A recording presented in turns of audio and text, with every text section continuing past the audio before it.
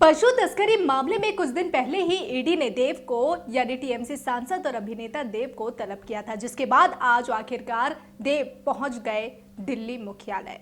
बिल्कुल। और हमने देखा है कि इसके पहले भी जब भी देव को बुलाया गया वो समय से पहले और समय के अंदर ही हमेशा पहुंचते हैं, और इस बार भी उन्होंने ऐसा ही किया। और जब पत्रकारों ने उनसे पूछा कि क्यों आप इतने टाइम पर आते हैं, क्यों दूसरे लोग जब भी ईडी बुलाते हैं तो विलम्ब करते हैं या फिर बहाने बनाते हैं, आप समय पर आ जाते हैं, ऐसा क्यों? तो उन्होंने जवाब दिया कि मैं चोर नहीं हूँ, इसीलिए मैं आता हूँ, मैं ईडी को फेस करने के लिए पूरी तरीके से प्रस्तुत हूँ। जी हाँ, बिल्कुल। देव ने कहा कि वो चोर नहीं है, इसलिए आते हैं। आपको बता दें कि इससे पहले फरवरी 2022 में उन्हें पशु तस्करी मामले में तलब किया गया था। 5 घंटे तक उनसे पूछताछ की गई थी, जिसके बाद आज ये दूसरी बार है जब उनसे इसी पशु तस्करी मामले में पूछताछ चल रही है। भले ही देव समय से पहले पहुंच गए, वो बार बार दावा कर रहे हैं कि वो चोर नहीं है, इसलिए वो बेझिझक होकर यहाँ पर पहुंचे हुए हैं। लेकिन इस पूछताछ में क्या कुछ निकलकर सामने आता है, ये तो देखने वाली बात होगी। और पूरी तरीके से तैयार होके आए जैसे ही देव, तो उन्होंने कहा कि हाँ वो बिल्कुल फेस करेंगे ईडी अधिकारी को या फिर ईडी ऑफिसर्स को। और दूसरी तरफ जब उनसे पूछा गया कि आपके विरुद्ध में जो आरोप है कि आपने इनामुल हक से, जो कि गिरफ्त में है इस वक्त, तो उससे आपने पैसे लिए, 5 करोड़ रुपए लिए और अपनी फिल्म बनाई, तो इस बात पर सुहाना आज भी वो बोलते गए कि ये बात गलत है, झूठी है, बेबुनियाद है। आज भी उन्होंने फिर एक ही बात कहा। बिल्कुल, उन्होंने सभी आरोपों को निराधार बताया है। साथ ही पशु तस्करी मामले में भी पूछताछ उनसे लगातार अभी जारी है। लेकिन आपको याद होगा कि कुछ दिन पहले यही देव जो कि सुर्खियों में बने हुए थे, और इसका कारण था कि वे 4 निकायों से इस्तीफा दे दिए थे। आपको याद होगा कि देव ने इस्तीफा दिया था और ये मीडिया खबरों में लगातार चर्चा का विषय बना हुआ था। और इसी बीच देव भले ही वापस आए हैं राजनीति में, इसको लेकर जब सवाल किया गया उनसे, तो उन्होंने क्या कुछ कहा, बताया जरा। उन्होंने कहा कि इस बारे में वो अभी कुछ नहीं बोलेंगे, लेकिन ये सवाल बार बार सामने आ रहा है कि क्योंकि उन्होंने फिर से राजनीति से ताल्लुकात रखे, तृणमूल कांग्रेस के साथ रखे, ममता बनर्जी की जो दल है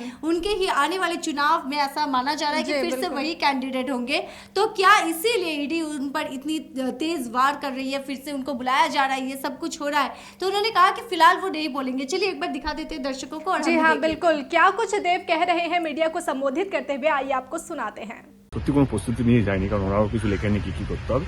আমি তখন 2 বছর আগে যখন গেছিলাম তখনও বলেছিলাম যতবার ডাকবে ততবার যাবো, অ্যান্ড আই এম ফলোইং ইট।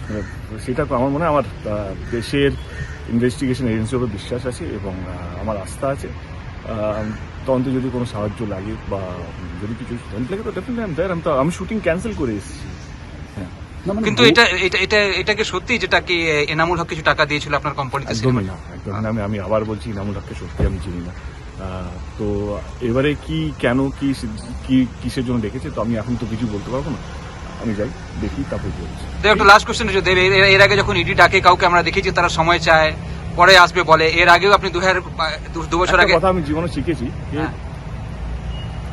তুমি চোর কি না সবচেয়ে আগে তুমি জানো। মানে আমি যদি চুরি করি সবচেয়ে আগে জানবো তো আমি। আমার মনে হয় না আমি কারো 1 টাকা নিয়েছি। তো আমার ওই ভয়টা নেই কে কি হবে কি হবে না। তো আমি 2 বছর আগে যে কথাটা বলছি আবার একই কথা বলছি, যখনই ডাকবে খুব খারাপ যদি পরিস্থিতি না হয়, not because of to take time to anything to do অন্য কিছু, আমি না। আমি যদি যেমন আমার শুটিং চলছে, এবার এমন একটা শুটিং পড়ে গেল যেখানে আমার ওই দিনে 50-60 লাখ টাকা, তখন হয়তো আমি টাইম। আদারওয়াইজ যখনই যেই এজেন্সি ডাকবে না কেন আমি প্রস্তুত থাকবো। बिल्कुल, उन्होंने कहा जिस तरीके से कि इनामुल से उन्होंने कोई पैसे नहीं लिए, क्योंकि कुछ दिन पहले भी सुहाना जैसे कि बार बार ये दावा किया जा रहा था, विरोधियों ने दावा किया था कि टॉलीवुड में पशु तस्करी से पैसा आया है और वो भी देव के माध्यम से। और बार बार देव को जिस तरह से बुलाया जा रहा है, बहुत स्वाभाविक है कि निर्वाचन या फिर चुनाव के पहले जैसे कि उन्हें फिर से बुलाया गया, तो ये सवाल तो उठेंगे कि क्यों आखिर ईडी बार बार उन्हें बुला रही है, ऐसा क्या तत्व उनके पास है जिसके आधार पर उन्हें बार बार बुलाया जा रहा है और उन्हें आना भी पड़ रहा है। लेकिन आपको याद होगा कि जब इसी पशु तस्करी मामले में 2022 में जो पूछताछ हुई थी, तो इस पूछताछ में कुछ भी निकलकर सामने वैसा नहीं आया था। लेकिन जो 2 साल बाद इसी महीने में, फरवरी महीना वो भी था, फरवरी महीना ये भी है, 2 साल पहले इसी समय की बात है, इसी महीने की बात है, जब देव को प्रस्तुत होना पड़ा था ईडी के सामने। और ईडी के समक्ष पेश होने के बाद करीब 5 घंटे की पूछताछ की थी। कोई तथ्य भले ही निकलकर सामने नहीं आए थे, लेकिन 2 साल बाद क्या जरूरत पड़ी थी ईडी के हाथ में ऐसा कौन सा तथ्य लग गया कि दोबारा से 2 साल बाद उन्हें फिर से तलब करना पड़ा। देव उस वक्त भी बेझिझक होकर पहुंचे थे और आज भी सेम उसी तरह से आज पहुंचे हुए हैं और सभी आरोपों को अब भी निराधार बताते हुए नजर आ रहे हैं। बिल्कुल, अब एक देखना ये है सुहाना, व्यूअर्स का भी यही सवाल होगा कि आने वाले चुनाव में जिस तरह से देव को बार बार बुलाया जा रहा है तो इससे कहीं उनके पॉलिटिकल करियर को धक्का लगता है या नहीं, क्योंकि ऐसा माना जा रहा है कि घाटाल से पश्चिम बंगाल के घाटाल का जो वहां पर जो सीट है वहां पर लोकसभा चुनाव में फिर से देव को ही टिकट मिलने वाला है। तो इससे बार बार उनको जो बुलाया जा रहा है, पशु तस्करी से उनका जो संबंध बताया जा रहा है, ऐसी जो अटकलें लग रही हैं, तो इससे क्या कहीं ना कहीं उनकी जो वो सीट है या फिर जो राजनीतिक जो उनका करियर है उसमें कुछ धक्का लगता है। यानी आप लोगों का भी व्यू बहुत मायने रखता है हमारे लिए। इस मामले में आप लोगों को क्या लगता है इस वीडियो में जरूर से जरूर कमेंट करके बताते रहिएगा।